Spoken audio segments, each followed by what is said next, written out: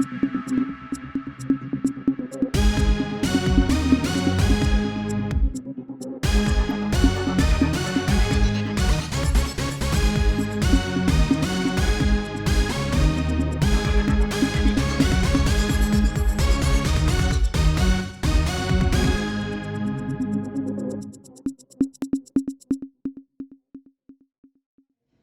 pagi pemirsa, kembali lagi bersama saya Nisrina Ninita yang akan menemani Anda selama 30 menit ke depan di acara Liputan Pagi dengan berita-berita hangat yang sudah kami rangkum untuk Anda. Berikut berita terkini. Dinamika harga BBM pengaruhi pendapatan ojek online. BBM naik, masyarakat ikut keluhkan harga sembako. PT KAI tetapkan rute baru lintas Cikarang Bekasi. Isu obat sirup mengandung cemaran. Baik pemirsa, berita pertama datang dari harga BBM. Pemerintah mengumumkan pertanggal 1 Oktober 2022, harga semua jenis BBM mengalami kenaikan. Harga Pertalite naik menjadi harga Rp10.000, sedangkan untuk Pertamax sempat mengalami kenaikan menjadi harga Rp14.150. Namun sekarang kembali turun menjadi Rp13.550. Adanya perubahan harga BBM tersebut akhirnya menghebohkan masyarakat. Namun pemerintah mengelak dan menyatakan kebijakan ini dibuat untuk melindungi rakyat dari meningkatnya harga minyak dunia.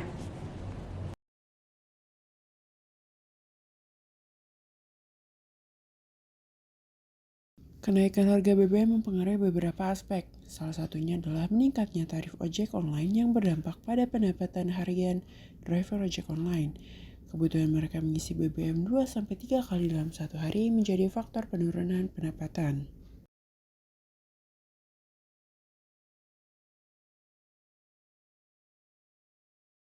Selamat siang pemirsa, saya Raisa Azira. Saat ini saya sedang berada di SPBU daerah Kelapa II Depok. Salah satu driver ojek online menjelaskan pendapatan hariannya sebelum naiknya harga BBM bisa mencapai Rp12.000. Sedangkan sekarang saat BBM mengalami kenaikan per hari, ia hanya mendapatkan kurang dari Rp100.000 untuk pendapatan bersihnya. Dan dengan adanya kenaikan BBM, pengeluaran untuk membeli BBM menjadi sangat besar.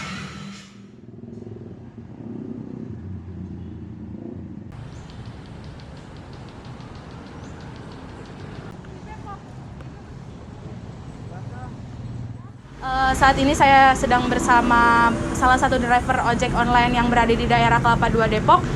Dengan Bapak siapa, boleh perkenalkan diri Pak? Ya, nama saya Muhammad Ajis, Pak, driver ojek. Dari driver ojek Kelapa II. Ya. Baik Pak, bagaimana tanggapan Bapak mengenai kebijakan pemerintah yang terbaru yaitu dengan kenaikannya harga BBM? Merugikan driver lah, memberatkan lah, membebankan. Sementara dampaknya nggak ada di driver itu. Untuk kenaikan itu untuk pendapatan tetap aja sama seperti sebelum BBM naik. Oh iya. Tapi apakah ada perubahan pada pendapatan para driver ojek online semenjak adanya kenaikan BBM, Pak? Sama aja Mbak, nggak ada. Bahkan kalau sekarang lebih sulit itu, kenapa ada customernya malah dibebankan oleh Gojek untuk biaya PPN-nya dibeban sama customernya Gojek itu, karena nggak mau order lagi jadinya kemahalan gitu. Iya, karena kenaikan harganya ya Pak. Iya, jadi dampaknya orderan itu sepi. Karena BBM naik tadi ya pengaruh sama tingkat orderan juga Mbak gitu. Harapan Bapak untuk kedepannya untuk pihak kantor dan juga pemerintah guna untuk kesejahteraan semua driver tuh gimana sih Pak, harapan Bapak? Harapannya sih tarifnya disesuaikan dengan harga BBM untuk meningkatkan ya pendapatannya si driver lah, terutama gitu kalau mengenai driver ojol ini kan gitu. Jadi harapannya untuk pemerintah ya harus kebijakannya harus jangan merugikan driver lah. Itu kalau misalnya BBM itu hanya untuk ketentuannya naik saja, tapi kalau nggak dipikirkan seorang driver itu pendapatannya ya percuma, efeknya ya kemiskinan. Nggak ada perubahan, kesejahteraan nggak ada. Untuk pihak kantor ya harus balance lah, yang namanya potongan itu harus jangan semaunya sendiri, terus driver selalu dirugikan, terus dipaksa sebagai mitra kerja harus kerja rodi lah. Yang namanya kerja rodi itu ya kita harus kerja sampai dari pagi sampai malam itu baru dapat duit. Kalau nggak kayak gitu kita minim dapat duitnya Mbak, untuk makan aja susah. Baik, Terima kasih Bapak atas waktunya. Iya. Dalam wawancara, para driver juga menyampaikan harapan mereka pada pemerintah terkait kebijakan baru ini. Mereka berharap pemerintah dapat menurunkan harga BBM meskipun saat ini terjadi inflasi. Saya Raisa Azira pamit undur diri, selamat siang. Karena kenaikan harga BBM tidak hanya memberatkan bagi driver ojek online yang menggunakan BBM sebagai kebutuhan utama dalam mendapatkan penghasilan, tetapi kenaikan harga BBM tersebut juga ikut memberatkan masyarakat luas, terutama para kaum ibu. Pemirsa, berita selanjutnya masih dalam lingkup kenaikan harga BBM. Pemerintah Indonesia mengumumkan harga kenaikan bahan bakar BBM jenis Pertalite, Solar, dan Pertamax pada tanggal 3 September 2022. Harga BBM bersubsidi berdampak pada meningkatnya inflasi dan harga-harga kebutuhan pokok atau bahan pangan. Dengan inflasi saat ini sedang tinggi mencapai angka 11%, hal ini membuat para ibu rumah tangga khawatir akan kenaikan bahan pangan dan sembako sebagai kebutuhan rumah tangga. Berdasarkan data Sistem Pemantauan Pasar dari Kebutuhan Pokok (SP2KP) Kementerian Perdagangan, komoditas pangan yang mengalami kenaikan harga tertinggi adalah cabai rawit. Hal itu turut dirasakan oleh para pedagang yang merasakan berkurangnya pemasukan dan turut berkurangnya daya beli masyarakat. Sementara harga daging sapi turun, daging ayam yang semakin naik. 1 ekor ayam adalah seharga Rp45.000. Adapun harga gula pasir dan beras yang masih stabil, dan juga harga minyak goreng curah terpantau stabil tak mengalami kenaikan maupun penurunan. Harga minyak goreng curah yaitu Rp14.000 per liter, sedangkan minyak kemasan premium per liter mencapai harga Rp20.900. Pemirsa, saya sudah berada di salah satu pasar di daerah Depok.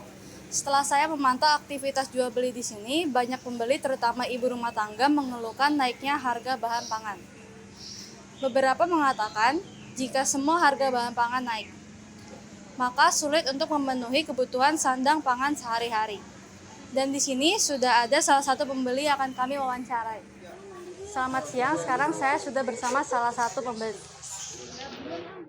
Selamat siang, dengan Ibu siapa namanya? Saya Putri. Baik Ibu Putri, saya mau bertanya bagaimana pendapat Ibu dengan naiknya harga bahan pangan? Saya rada kesusahan sih ya, karena saya biasanya bantu ibu saya buat belanja di pasar juga. Saya merasakan sih kalau misalnya kayak harga ayam naik atau harga sayur-sayuran juga naik kayak gitu sih. Lumayan kesusahan. Apakah ada pesan untuk pemerintah terkait naiknya harga bahan pangan? Kalau bisa dikembalikan seperti semula sih ya kalau menurut saya, karena saya mikirin yang lainnya juga, apalagi kayak penjual itu kan harga bahan pangan naik, atau enggak pemerintah ya membagikan sembako lah kepada yang membutuhkan. Para ibu rumah tangga dan pedagang berharap agar harga-harga bahan pangan pokok agar segera turun, sebab mereka merasakan penghasilan pembeli maupun penjual sama-sama berkurang. Sekian laporan dari saya Rani pamit undur diri. Baik Rani, terima kasih atas laporannya. Pemirsa, kenaikan harga bahan pangan masih diperkirakan akan tetap tinggi. Namun dengan demikian masyarakat tidak perlu khawatir karena kenaikan sejumlah bahan pangan yang ada di pasaran. Karena kenaikan itu merupakan ambang batas kewajaran. Pemirsa, jangan kemana-mana, tetap bersama kami setelah pesan-pesan berikut ini.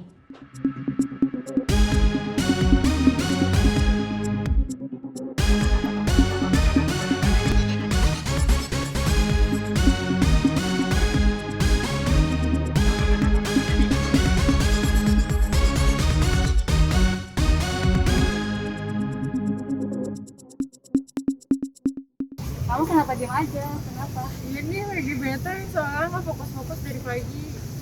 Apa dulu?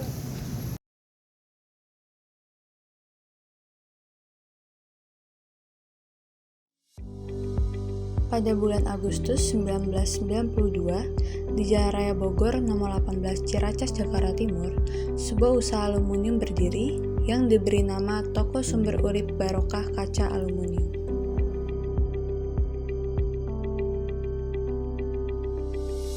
Tujuan dari usaha ini adalah untuk memenuhi kebutuhan barang material berupa kaca hingga aluminium.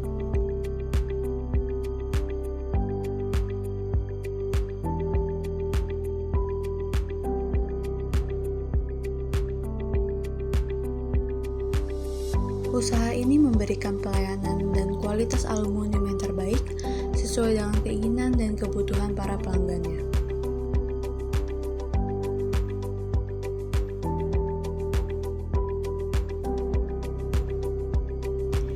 Usaha ini dijadikan sebagai bisnis keluarga yang dapat diteruskan secara turun-temurun. Di samping itu, usaha ini bertujuan untuk menjual berbagai macam aluminium dan dapat menjangkaunya hingga ke kota lain. Ciri khas dari usaha ini adalah dalam pembuatannya menggunakan 100% bahan utama untuk menjaga kualitas produk.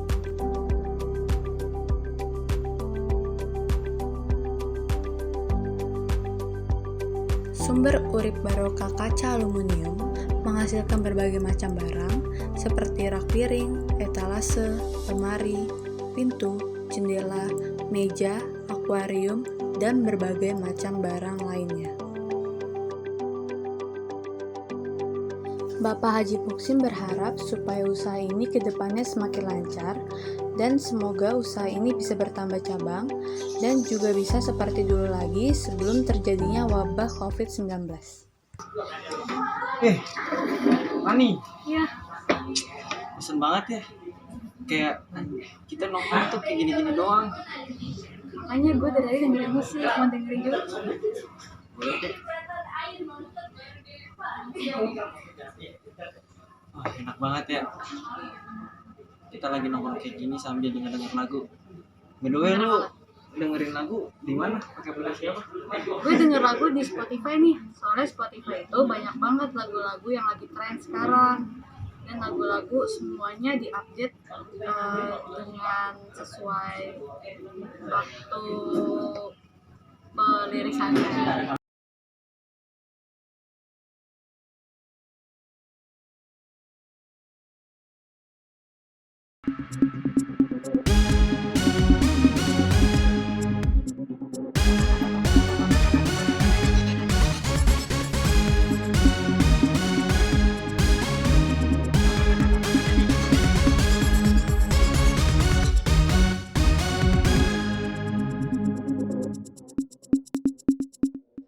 Pemirsa, kembali lagi bersama saya di Liputan Pagi. Pemirsa, alur perubahan rute komuter lain atau KRL lintas Cikarang Bekasi dan Bogor Depok Lambo pada stasiun Manggarai membuat para penumpang kebingungan. Pertanggal 4 Oktober 2022 diketahui penerapan baru terjadi di stasiun Manggarai dengan rencana PT Kereta KAI Indonesia melakukan switch over kelima di stasiun Manggarai. Bangunan baru yang direnovasi dan diperluas guna menjadikannya sebagai pusat transit stasiun kereta. Baik pemirsa, berikut adalah keadaan terbaru di stasiun Manggarai. Pengguna yang akan melakukan keberangkatan ke stasiun Sudirman, stasiun Tanah Abang, stasiun Jatinegara, dan stasiun Bekasi dapat melakukan transit di stasiun Manggarai menunggu di peron jalur 6 dan 7. Menurut petugas yang berjaga di stasiun, rute KRL komuter lain yang baru ini juga untuk menghindari kepadatan di stasiun Manggarai dan kereta menuju stasiun Tanah Abang, stasiun Sudirman, dan stasiun Kampung Badan sudah dihapus. Perubahan rute terjadi pada lintas Bogor Depok dan Cikarang Bekasi. Adapun untuk lintas Rangkas Bitung, lintas Tangerang, dan KA Bandara Suta tidak terdapat perubahan. Dalam pelaksanaan esok kelima tersebut, perjalanan KRL lintas Bogor hanya melayani relasi Bogor, Depok, Nambo menuju Jakarta Kota melalui stasiun Manggarai. Baik pemirsa, jadi saat ini saya berada di stasiun Manggarai yang terdiri dari 3 lantai. Saat ini saya sedang berada di tempat para penumpang melakukan perpindahan atau transit dari peron dari kereta. Di belakang saya ada peron 12 dan 13, di mana ini adalah KRL menuju stasiun Bogor. Lalu di belakang sebelah sini saya yang menuju ke bawah ada peron 6 dan 7 di mana KRL menuju stasiun transit Duri, Tanah Abang, dan Kampung Badan. Lalu pada peron bawah 8 di sebelah sana ada stasiun yang menuju Bekasi. Lalu yang terakhir ada peron 10 dan 11, yaitu menuju stasiun transit Jakarta Kota. Demikian pemirsa info seputar perlintasan kereta api. Berita selanjutnya datang dari dunia farmasi. Pada tanggal 6 November 2022, Badan Pengawas Obat dan Makanan BPOM menyatakan 69 obat sirup dilarang beredar. 3 perusahaan farmasi terbukti menggunakan bahan baku pelarut propylen glikol dan produk jadi mengandung cemaran etilen glikol atau EG yang melebihi ambang batas aman. Cemaran EG ini diduga menjadi penyebab gagal ginjal yang menyebabkan ratusan anak meninggal belakangan ini. Kementerian Kesehatan atau Kemenkes menginstruksikan kepada seluruh apotek di Indonesia untuk menghentikan sementara penjualan obat tersebut. BPOM juga memerintahkan kepada seluruh industri farmasi pemilik izin edar untuk segera melakukan penarikan dan pemusnahan obat sirup dari peredaran yang diduga mengandung cemaran EG. Selamat siang pemirsa, saya Raisa Zira. Saat ini saya sedang berada di salah satu apotek yang berada di daerah Kelapa II Depok. Salah satu apoteker di daerah Depok mengatakan telah mengembalikan berbagai macam obat sirup kepada distributor atau guna menghindari adanya resiko-risiko dalam penjualan obat sirup ini. Mengenai informasi terkait penyetopan obat sirup, bagaimana pendapat kakak dan apa yang diperintahkan Kemenkes kepada apotek? Di stok itu ya pasti kan harus ini ya. Kalau untuk dari pemerintah Kemenkes sih harus di stok penggunaannya, jadi nggak boleh dijual ke masyarakat. Menurut kakak sebagai apoteker, apakah kandungan yang membuat obat sirup ini menjadi permasalahan bagi rakyat? Itu kan ada kandungan ini ya, PIG, propylen glikol, etilen glikol, itu kan nggak boleh dalam jumlah banyak. Kalau nggak salah itu cuma 0,1%. Apa namanya yang diperbolehkan, sedangkan itu kan lebih dari itu ya, jadi kan bikin gagal ginjal akut buat anak gitu. Dan itu udah kalau nggak salah terakhir itu sekitar 250-an anak tuh udah meninggal kasusnya segitu, cuman yang meninggal sih kayaknya nggak nyampe segitu, cuman udah banyak gitu kasusnya. Oke. Yang terakhir, sejauh ini untuk masalah yang terjadi pada anak-anak, peminatnya lebih kepada obat sirup atau tablet sih untuk anak-anak? Kalau sekarang kan sirup kan udah ada ya, udah boleh lagi nih, udah dijual. Kalau peminatnya sih tetap lebih banyak ke sirup, karena kan kalau anak tuh susah ya minum tablet gitu, apalagi kalau buat dosisnya itu harus dipotong-potong gitu tuh susah gitu. Jadi kalau peminat sih lebih banyak ke sirup tetap. Saran yang baik bagaimana enaknya jika anak-anak yang sedang sakit dan membutuhkan obat itu gimana kak? Pastinya harus ke dokter dulu gitu, karena biar dokter tuh lebih tepat ya kalau misal buat ngasih dosis ke anaknya gitu aja. Ya pemirsa, pemerintah menghimbau untuk seluruh masyarakat agar lebih berhati-hati dalam menggunakan obat sirup, seperti membaca efek samping dan penggunaan obat sirup. Dalam pelaksanaan pengujian yang dilakukan oleh pihak medis terhadap dugaan cemaran EG dan DEG dalam obat sirup, acuan yang digunakan adalah Farmakop Indonesia sesuai dengan Undang-Undang Nomor 36 Tahun 2009 tentang kesehatan sebagai standar baku nasional untuk jaminan mutu terhadap semua obat yang beredar. Kini Kemenkes sudah menarik izin peredaran obat sirup yang mengandung cemaran tersebut. Namun pihak medis masih menunggu dari pihak BPOM untuk melakukan penelitian lebih lanjut terhadap obat-obatan tersebut secara berkala. Pemirsa, tetap bersama kami di Liputan Pagi. Kami akan kembali setelah pesan-pesan yang berikut ini.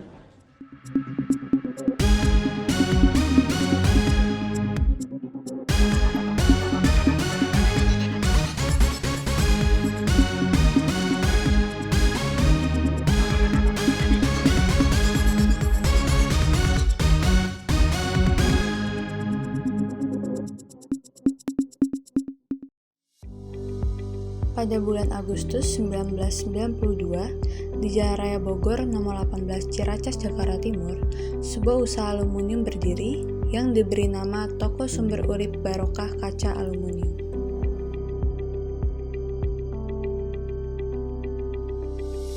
Tujuan dari usaha ini adalah untuk memenuhi kebutuhan barang material berupa kaca hingga aluminium.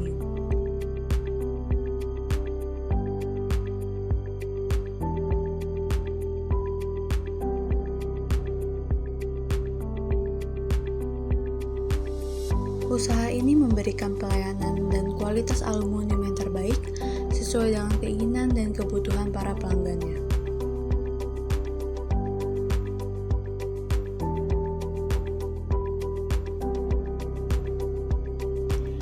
Usaha ini dijadikan sebagai bisnis keluarga yang dapat diteruskan secara turun-temurun. Di samping itu, usaha ini bertujuan untuk menjual berbagai macam aluminium dan dapat menjangkaunya hingga ke kota lain. Ciri khas dari usaha ini adalah dalam pembuatannya menggunakan 100% bahan utama untuk menjaga kualitas produk.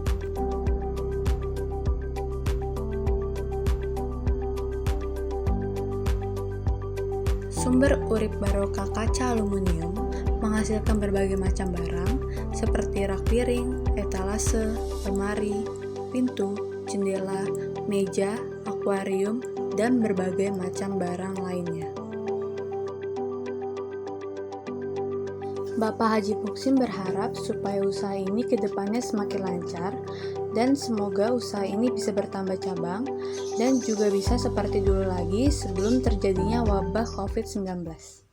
Kamu kenapa diam aja? Kenapa? Ini lagi bete, soalnya nggak fokus-fokus dari pagi. Apa dulu?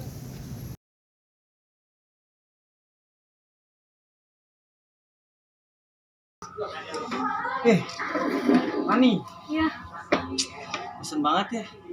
Kayak kita nongkrong tuh kayak gini-gini doang. Makanya gue dari tadi dengerin musik, mau dengerin juga. Boleh deh.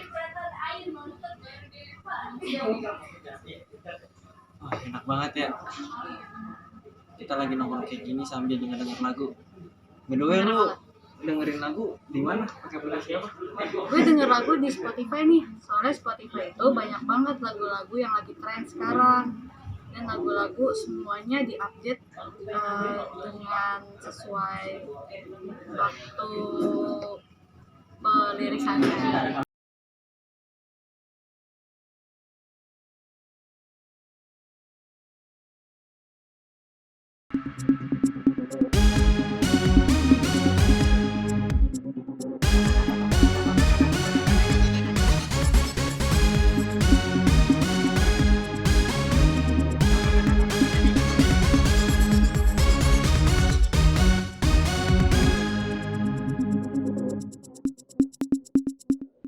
Baik pemirsa, tidak terasa sudah 30 menit saya menemani pagi Anda. Saksikan terus liputan pagi setiap hari jam 6 pagi. Saya Nisrina Nita dan rekan pamit undur diri. Terima kasih telah menyaksikan liputan pagi. Selamat beraktivitas dan sampai jumpa.